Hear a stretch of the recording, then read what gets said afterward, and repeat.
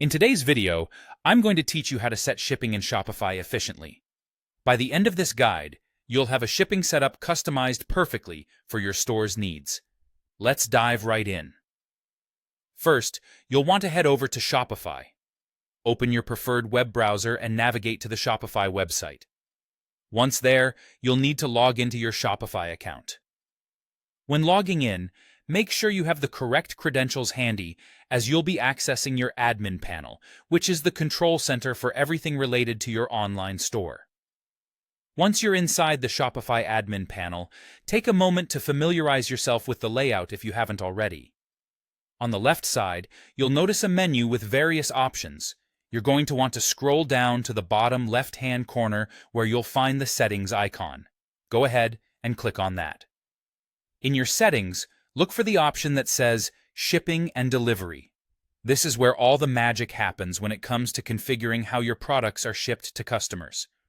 Click on Shipping and Delivery, and you'll be taken to a new screen with all your shipping settings neatly categorized. From here, you'll see that shipping is organized by zones. These zones represent the different geographical areas you ship to, such as domestic locations or international regions. For each zone, you have the flexibility to add various shipping rates. Let's go ahead and add a rate for one of your zones. Click on Add Rate. Shopify gives you several options for setting up the structure. You can choose to base it on the order price, the weight of the goods, or a flat rate. Each method has its advantages, depending on your pricing strategy and how you prefer to handle shipping costs. For flat rates, you'll enter the desired shipping price, and you have the option to add specific conditions, like offering free shipping if a customer spends over a certain amount.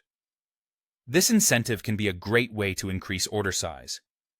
If you prefer calculated rates, where costs are determined by third parties, like FedEx or UPS, look for the option that says Use Carrier or App to calculate rates, and enable it.